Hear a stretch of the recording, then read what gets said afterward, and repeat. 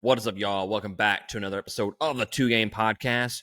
We are back to review episode 7 of the Acolyte Season 1.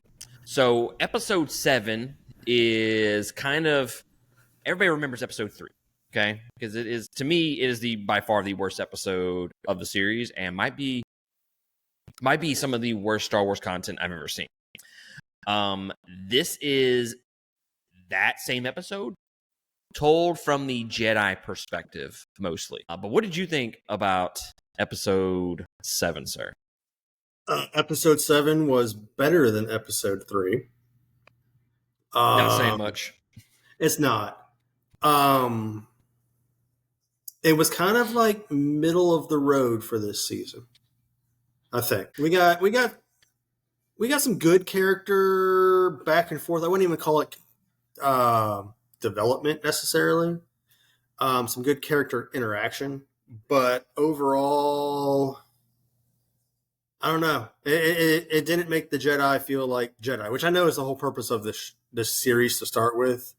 But there was a lot of internal bickering and immaturity, especially on Torben's behalf. Not very Jedi-like. No, not at all. Especially when they're supposed to be at their height of their power. You know, they're supposed to be at their best. And they're kind of acting like they're not their best. Right, you know. And it was just like the whole premise of why they were there in the first place to find a possible vergence in the Force, because 100 years ago this planet was completely desolate and now it's lush and jungly and everything else like that. So it was weird that they had the Jedi acting more like scientists versus religious practices or whatever. And like you got Saul collecting moss samples and Kelnaka searching for lost watches in the forest with the metal detector. Nah, sorry, he's trying to search for the Force with a metal detector. No, he was looking for somebody's lost wallet. And then you got Torben the entire time that's like this homesick puppy, that annoying kid that's like, can we go home now? Can we go? I don't want to be here. Can we go home? Like, I want to go to McDonald's. I don't want to be here. That was extremely annoying. Can we go home now? Can we? Is it time to go home?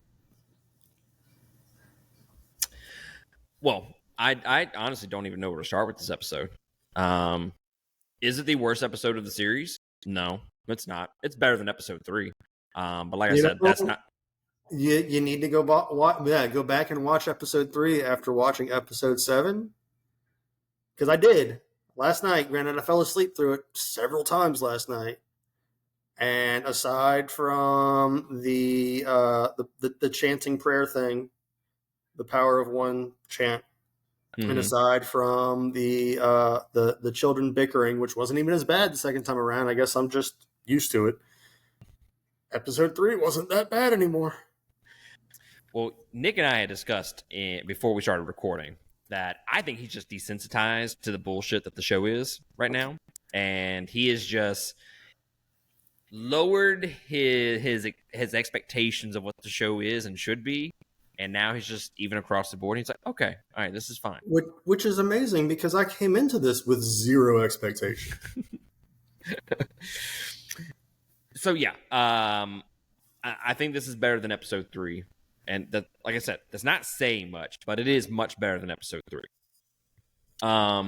Since episode 5, 6, and then this episode, I would say that the series has gone on I would say a straight line up, but it has been more positive.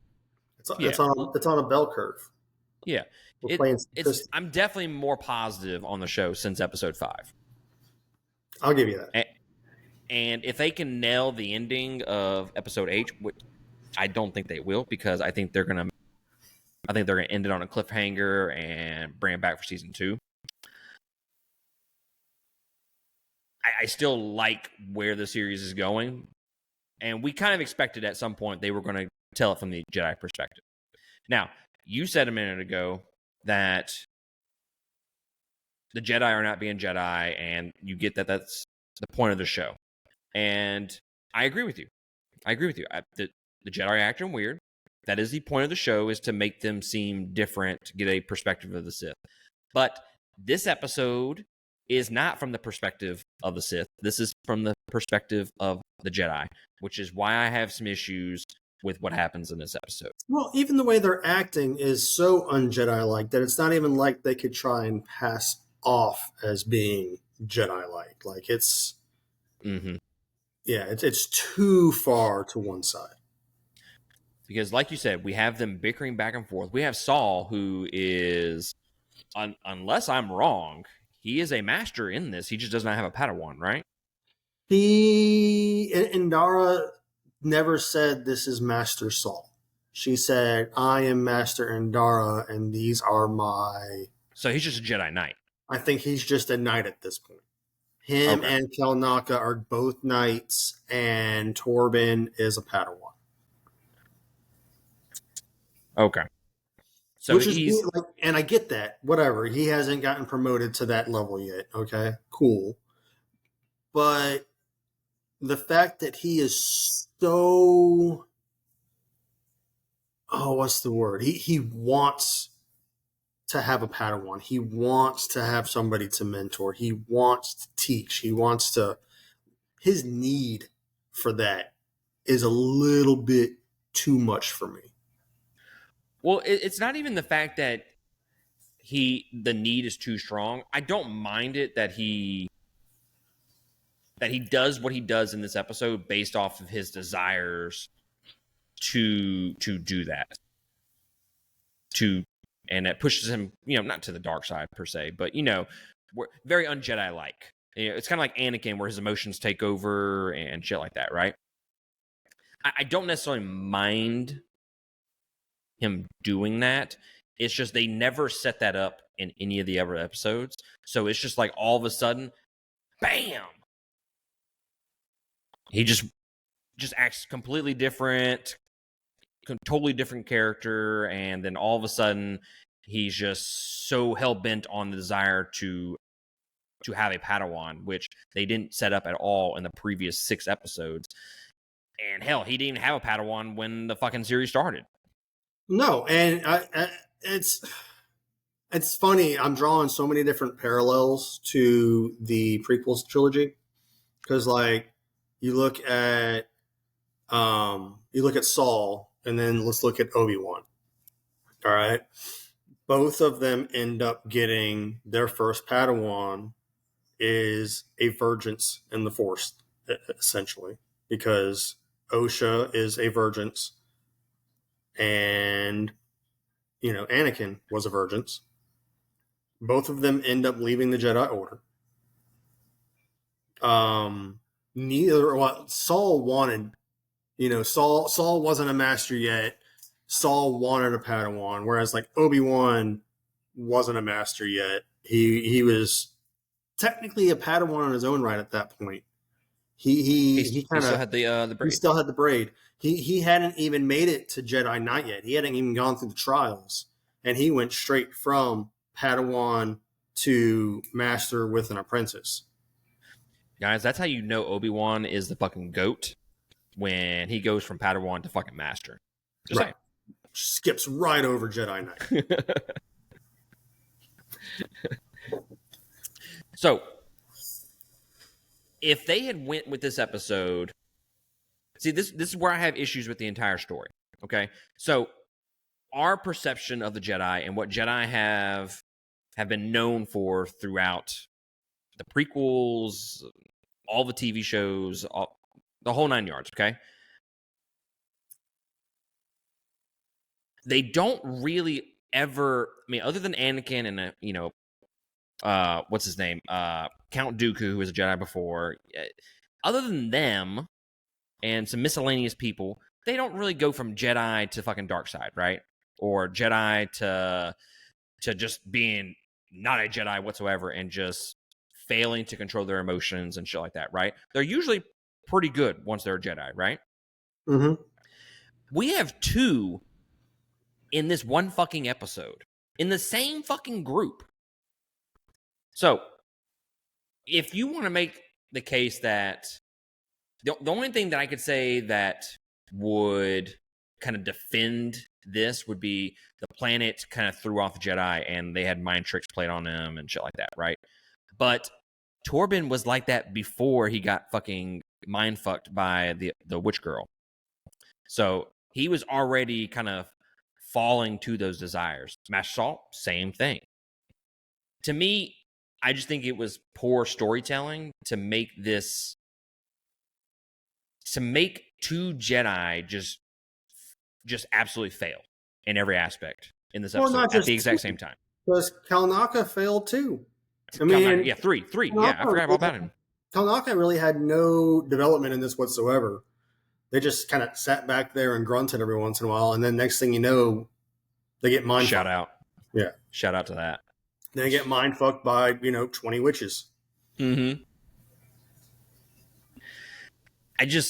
To me, it just doesn't seem very likely that we haven't gotten many Jedi to act like this, and then we've gotten now Kalnaka. He was mind fucked for a majority for the later half when he started acting weird. So it was 3, but I'm gonna go with 2. Okay, on this, it's just to me that just seems weird. That just doesn't seem like that would be something that would happen. So I just think it's poor storytelling in that. I think that's a bad decision. And just from the aspect of everything that we learn in this episode, Saul is definitely not the person that we think he is. I don't understand it, but he has a chance to save both of these kids. All he has to do is lift them up with the Force, and he decides to lift the bridges up. What would you say to that, sir? Well, see, now you're just playing into the plot holes. I'm acting like you? You gotta leave the plot holes alone, man. That's a pot calling a kettle black over there.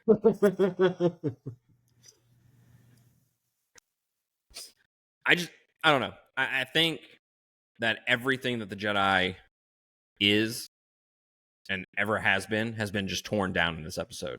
Well, even Pandara at the very end of the episode, she white lies her way out of it at the very end. We're going to tell the truth. We're just going to leave out part of it. Which, you're right. It goes against her character and everything that she had said before that. This entire episode. It goes completely against what she was through the entire episode. And at the very end, she's just like, well, do you really want to destroy this one little girl's dreams now? You already killed her parents, her mom. You killed all of her mothers, all 20, 30 of them. You killed her sister, but she still wants to be a Jedi. Let's not ruin that for her. Even though she's already 8 years old and she's already too old, which I really, at this point, I need to know what the age cutoff is. Yeah, what is the age cutoff? I wonder. I don't know. No one knows. It's just like, it's for story purposes. I mean, for Luke, it was 25 or however old he was. He was too old, but Yoda's like, fuck it, whatever. He's our last hope.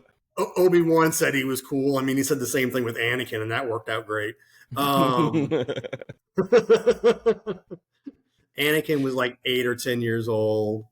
Osha's 8 years old, and every one of them has been too old. Like at this point, we probably have picked up a pattern. It doesn't work. That's funny. He's too old. Guys, at what point are we just going to say the rule is not that age anymore? Y'all keep giving the exceptions. But they just tear down what the Jedi have been throughout the entire... And again, I understand that this series is from the Sith perspective. It's just this episode is not. So that's where I have the issue. If they had done this episode from a Sith perspective, I still think it's shitty storytelling, but it would have been a little bit easier to understand it and kind of grasp it, I think. And the other issue that I have, and I've had this since the sequel trilogy, I need to have a Force move guide, because it seems like every iteration that comes out, the Force can do something greater and grander that wasn't done before. This is true. And I Force Kamehameha waves? you got the Force Kamehameha waves, you got the Force mind control, you've got the Force flying, R.I.P. Leia. You have the Superman Leia. Yeah. For those uninitiated. The Force can do anything you want it to do, but at the same time, it can't do anything at all. I need to know. we need a nerd out there to make this guide. Because the Force or the thread can make witches turn into smoke. And I need to know what she was doing with May. Like, she was turning herself into smoke and turning May into smoke. And that's what made Saul stab the smoke, which killed her. Okay, so this scene right here, when she disappeared into smoke, I was like, wait, what the fuck? Right. They could do that? That's a thing? And then he just stabs her. And initially I was like, why the fuck did you stab her, man? Like, what the fuck happened? And I kind of rewatched that scene. Was it because he thought May was getting killed in the process? That's what I was thinking. Was that she was going after May.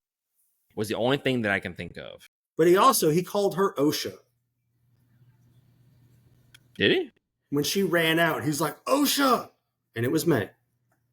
Maybe he didn't understand. Or was it OSHA? Well, I mean, let's be fair here. He didn't recognize her on the fucking ship, so he probably didn't fucking know who she was then. They're just setting a precedent there. Right. But yeah, he stabs her, and she's like, oh my God, I would have given you OSHA. Yeah.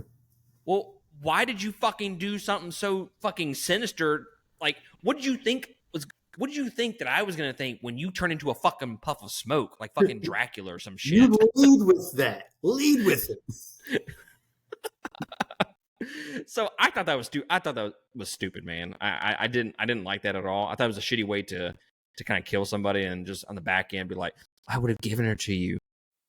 Well, you could have just fucking told me you were going to give her to me.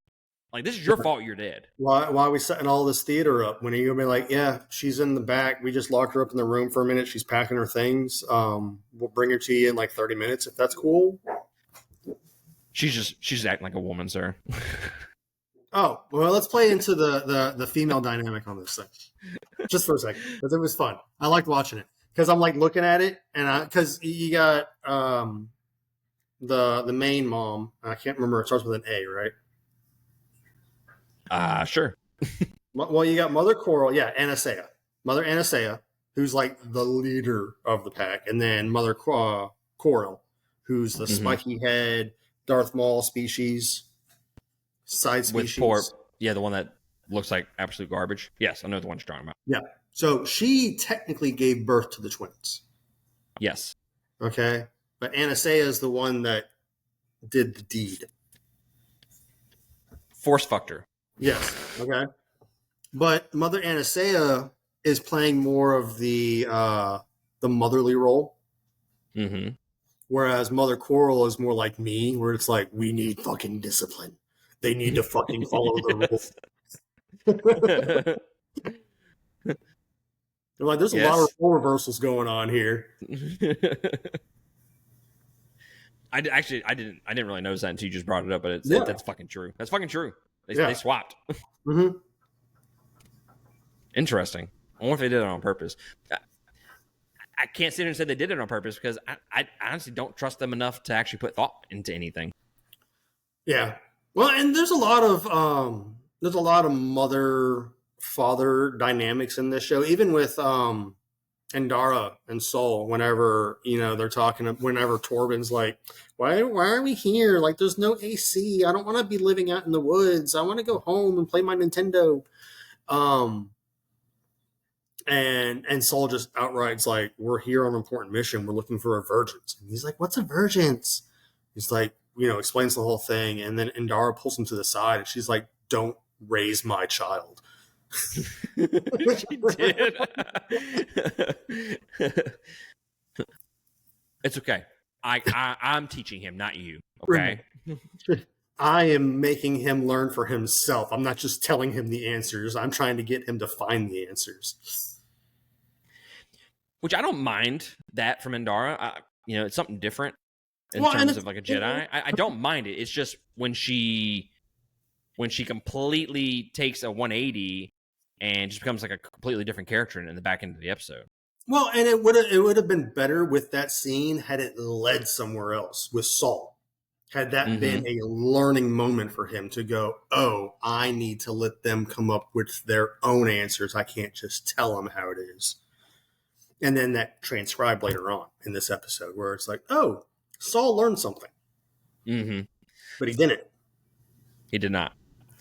So the big thing that I want to mention before we cut out of this episode, I would like to discuss the basically not necessarily the climax, but it was kind of like the second act of this episode where Torben has decided that he is going into the fucking compound or castle, whatever the fuck you want to call it, the stone one that catches on fire somehow.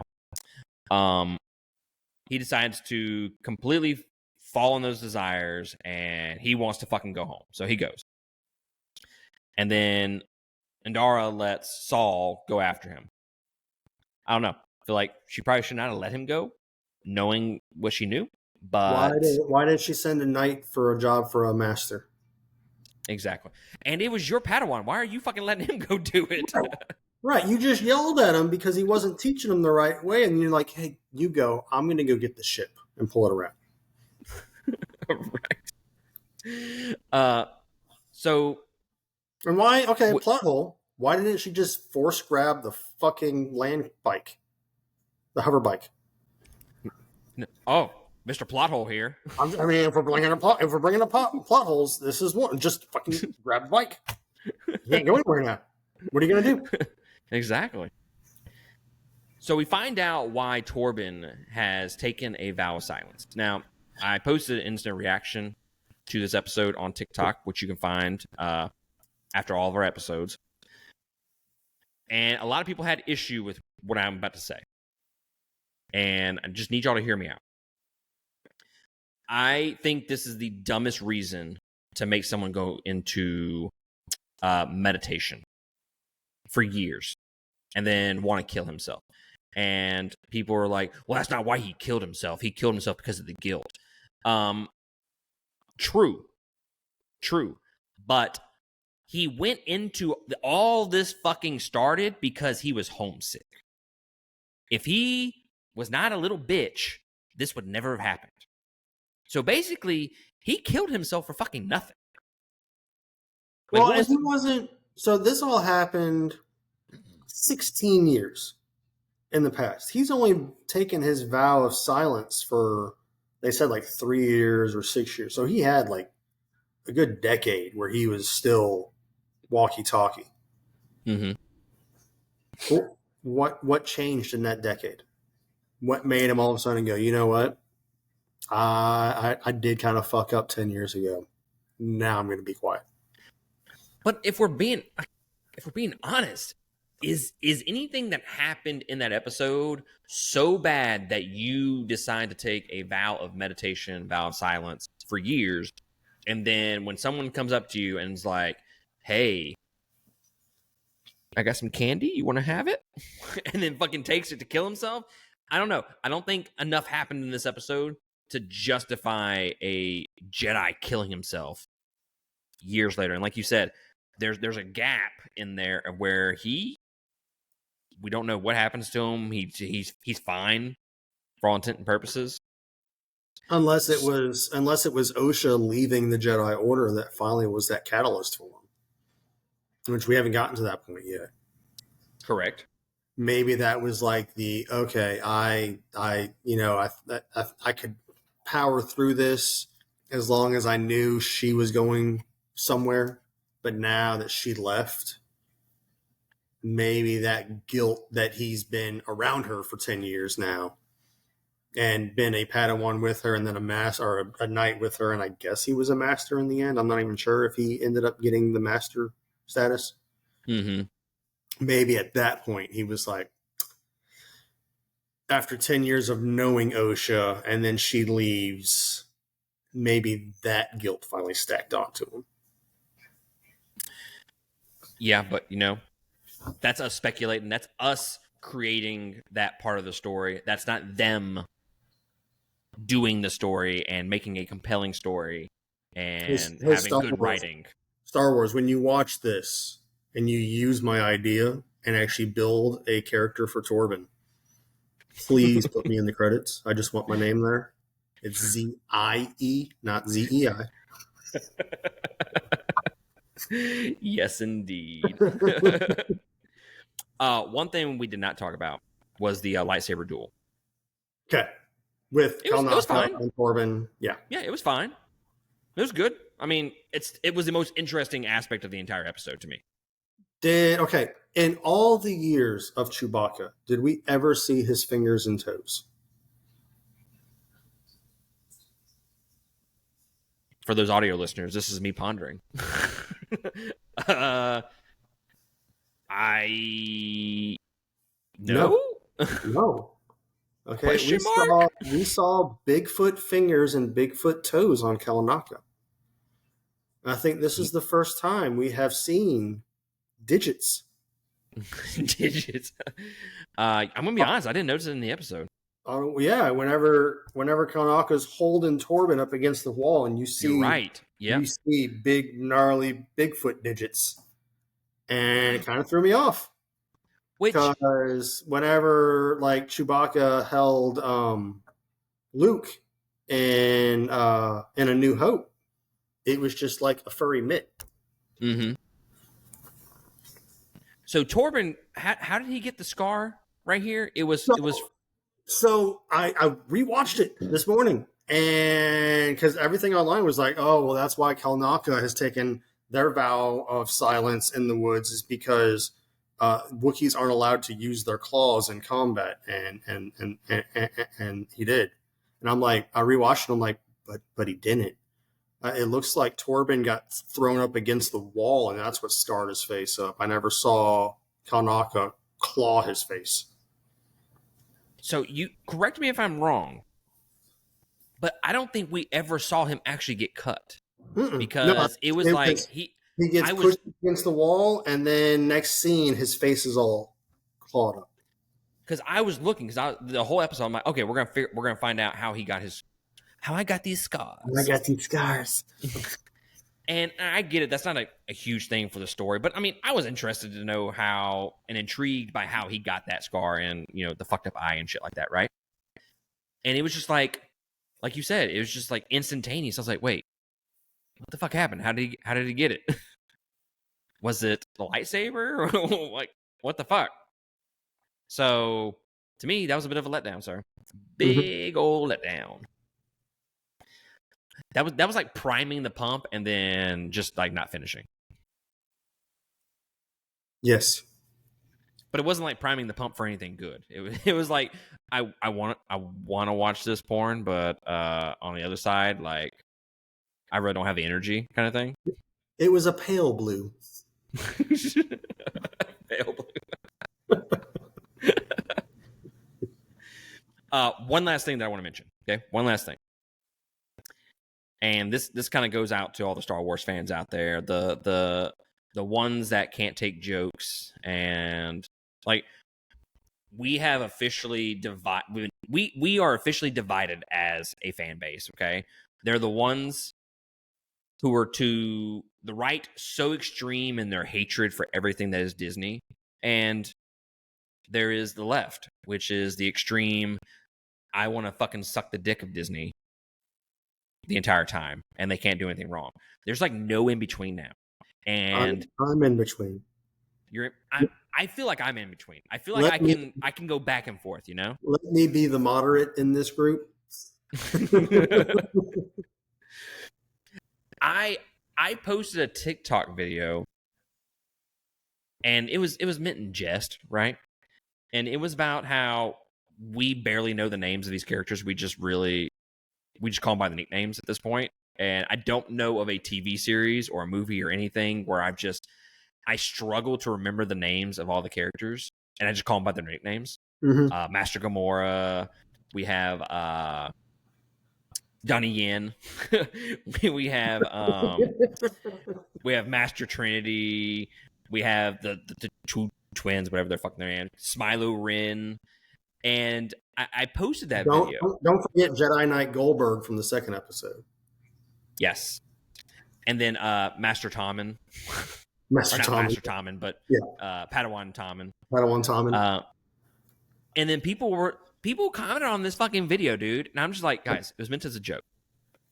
This is a joke, not a dick. Don't fucking take it so hard, okay? And they're all like, no, I remember everybody's names. Like, names aren't that hard to remember. I'm like, y'all are fucking missing the point here, okay? You're fucking missing the point. Which, and I've had that issue with TV shows in the past, but it's not the weekly episodes. Like, those characters are supposed to stick in your mind. You only see them once a week. They have great character development, and you get to know them.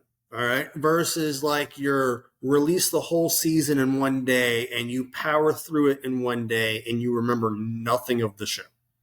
Mm-hmm.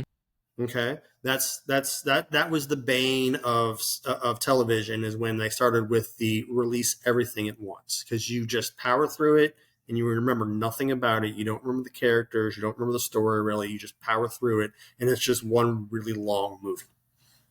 Yep. All right. So they're bringing back the weekly release, and that's supposed to make you actually anticipate the show and remember the show and really have some longevity to it. But they're doing such a crap job at it. Like, it's bad that we're in episode 7, and I'm still like, all right, which one was the bad twin? Huh? Wait, what was the Padawan's name? Like, anybody outside like the core 3 characters? I mean, I remember Indara's name because it's Master Trinity, and I fucking liked her character and shit like that. But Master Gamora, what the fuck is her name? Is it Vernestra? Something like that. And she's actually in Legends. I don't know if any of these other characters are, but she is in Legends. So that's all back to the Legend people, but I'm not one of those. But I'm just like, guys, we gotta find some humor in some of this bullshit, okay? Like, we can't be super serious all the fucking time. And that's one thing that I've noticed with me posting Star Wars content, is that people do not take jokes whatsoever. If you even a smidge of talking shit, it's fucking all hell breaks loose. And guys, let me tell you, if you are new to the podcast and you're watching this episode, I'm here to tell you, we talk all kinds of shit on the podcast. Like, that's all we do is talk shit. And most of the time it's in jest. And you should get to know us in real life, because it's even worse. It is worse. We're having to be somewhat appropriate on here. We censor ourselves on this. So yeah, guys, if you're one of those Star Wars fans that's on the left or the right, to the extreme, not in the middle, you're not a gray Jedi, as they say, you need to reconsider your life and just, I don't know, stop being so serious. Learn to smile. Learn to laugh. The internet has ruined all of us, but the internet has ruined all of us. But try and enjoy your life. It's all going to end in a year or so. Don't worry about it. That's true. But yeah, man, episode 7, I thought, I mean, it was okay. It was better than episode 3. I'm interested for the finale and see how they complete this. Yeah, I'm interested how they're going to wrap this season up. If you figure it's going to have to end on somewhat of a cliffhanger to keep us going for season 2. But at this point, I don't know where they want to take the story. Yeah, because I mean, how do you get from and this is me trying to fucking remember their names again. This is my point. Smilo Ren and Osha. How do you get them back into conflict with Saul? Unless May just takes Saul to the planet. Well, yeah, and then it's like, how do you get Saul and May And then what about Master Gamora? Like, is she just going to be floating out in space at this point? Like, they're going to have to bring that whole crew into the season finale. But just Which how? also, I don't like how. And I keep saying that there's one last thing that I want to mention, but every time we talk, there's like one more fucking thing that I want to mention about this episode and just how shitty the storytelling is. Okay. They don't, when you do a flashback and there are characters in a show or a movie or whatever that doesn't know what happened previously. So you're both finding out the information at the exact same time. I mean, that's in so many properties. Okay. That's not anything new. But the way that they do it in this episode, I strongly dislike because it's like we're finding out, but May's not finding out this information. Right. It doesn't start with Saul going 16 years ago, flashback, and then resolve back to May's face. Like, the fuck, man. It's just, this was an episode for us. This wasn't a learning episode for May. And then this next episode is going to kick off and May is going to know the whole story, but she wasn't involved in last week's episode. Exactly. And that's the point I wanted to make. It's just shitty storytelling because now we're like jump cutting and jumping ahead in a story. And I don't like that. I didn't like that whatsoever. And May will most likely know the story because now we know the story. But what about Osha? Does Osha know the story that she was told from Smilo Ren? Did he tell her the same story while we were away for an episode, or what's going on? And then how does he even know the story at this point? Well, that's He's just going based off of May. Right, because he wasn't there for it. Unless that they're going to bring in the horny witch, horny mom. Mm-hmm. Unless that's the reveal for this episode was that's who his master is, and that's how he knows the story. I mean, she disappeared. We haven't seen her. Right. So that's the only thing I can figure is she's going to be the big reveal. That's how he knows everything is because of her. Ah, man, it's just shitty storytelling. What if they do Inception and they do a flashback within a flashback? I just want a Smilo Ren episode. Yeah, just this is gonna be a Sith perspective show. We're gonna do all shit for the Sith, and then we don't do anything with the Sith, but one fucking episode out of the 8 fucking episodes. Yeah, I don't know. Go fuck yourselves. We will know in roughly 12 hours. We will. As long as I can actually sit down and enjoy myself at work tonight. I don't know if I'll be able to watch it tonight because we're going to the movies at like 7 or 6:45, whatever time it fucking starts. And yeah, so I'll be getting home late. I'm gonna try. We'll see. It hasn't really boded well for me the last couple of weeks, so. And I'm going to be at work for the next week and a half. So we'll see how it goes. Well, guys, you let us know in the comments below what you thought about episode 7. Is it actually good? Is it better than episode 3? Or is it worse than episode 3? It didn't have the power of many. So it's automatically better than episode 3 in my book. Like, it could be shit all the way through. It didn't have the power of many. And that's a win in my book. But other than that, guys, we will catch y'all next time on the finale, episode 8. Latest.